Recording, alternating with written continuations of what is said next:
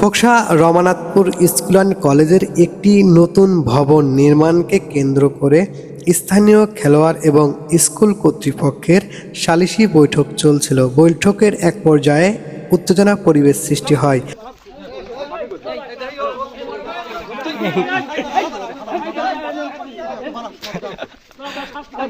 পরবর্তীতে খোকসা উপজেলা প্রশাসনের হস্তক্ষেপে খেলোয়াড়দের সঙ্গে স্কুল কর্তৃপক্ষের সালিশি বৈঠক হয়। বৈঠকে কি সমাধান হলো সেটা জানার চেষ্টা করব যারা সালিশি ছিলেন। এটা আছে মূল সমস্যা, তাছাড়া অন্য কোনো সমস্যা নিদিক দিলি পরে আপনার ওই জায়গাটা হয়ে গেলে পরে আপনার স্কুলে ক্যান্ডা করতে বলতে সমস্যা নেই। ওই একই বক্তব্য, ওই জায়গা কমপ্লিট করে দেবে, দেওয়ার পরে গান কাজ শুরু। জায়গা নিয়ে কি সমস্যা? আমাদের এই জায়গাটা হচ্ছে মোটামুটি 5 গ্রামের একটা ফিল্ড। 5 গ্রামের ছেলে পেলে এখানে খেলাধুলা করে প্রতিদিন। এইখানে ছেলে পেলে রাখতে দাবি যে স্যারদের কাছে যে আপনারা তো বিল্ডিং করতেছেন, আমাদের ফিল্ডে একেবারেই খেলার অনুপযোগী হয়ে গেল। তাহলে আমরা বিকালবেলা কোন সময়টা কাটাবো? আমাদের সেই সময়টা বের করে দেন। আমরা যেখানে খেলাধুলা করতাম তাহলে আমরা কি করব? গাঁজা খেয়ে আসক্ত হয়ে যাব, এমনি নারী কেলেঙ্কারি চলে যাব, আমরা তো অশ্লীল কাজে চলে যাব। তাহলে আমাদের একটা সময় তো বের করে দেবেন যে আমরা এই সময়টা কি করব। তাহলে আপনারা বিল্ডিং করলেন, তাহলে আমাদের একটা বিল্ডিংয়ের এই ফিল্ডের জায়গাটা কমপ্লিট করে দিয়ে করেন। বললেন যে এইখানে ধানের কিছু অংশ কলেজের জমি আছে আর কিছু অংশ পাবলিকের, এইটারা আপনারা ক্রয় করে এই ফিল্ডে দিয়ে দেন আর আপনারা এখানে কাজ শুরু করেন। এই অনুমতি দিয়ে দিল যে দুইটাই আপনারা করেন। ছেলে ফেলের দিক তাকায়া ফিল্ডেও বড় করে দেন, বিল্ডিংটাও করেন। এই এসেছিলাম স্যার বললেন ব্যবহার করতে পারবো না। ওদের এখন দাবি ছিল যে আমাদের আগে ওটা করে দিন, তারপরে হচ্ছে কাজ বিল্ডিং করেন।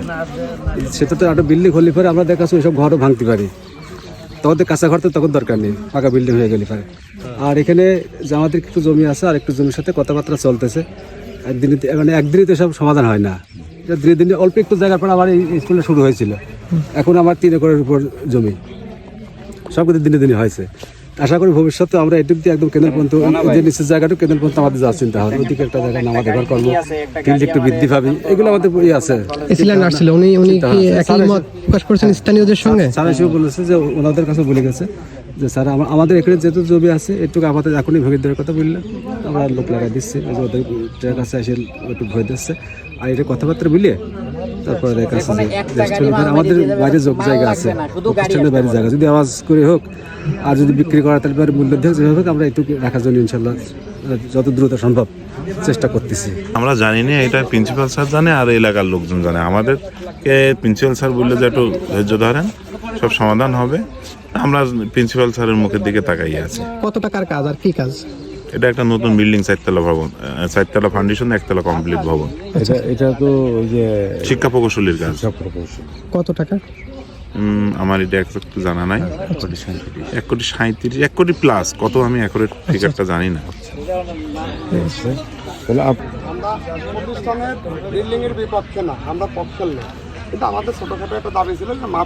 আমরা মাঠটাও চাই, বিল্ডিংটাও চাই, ঠিক আছে, কিন্তু দুইটা সাংঘর্ষিক যেন না হয়। আমরা চাই যে বিল্ডিংটা হোক, কিন্তু মাঠটা আমাদের পর্যাপ্ত মাঠটা রেখে তারপরে।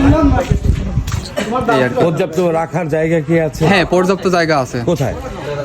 এইখানে আছে, আবার ওইখানেও অল্প, জাস্ট 3 শতক 1 শতক জমি নিলেই হয়ে যায়।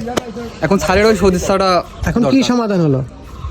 সমাধান এখন আমাদের বলছে যে ওই বালু ওইটাও দিবে, মানে বালু ভরাট করে তারপরে হলো কেন।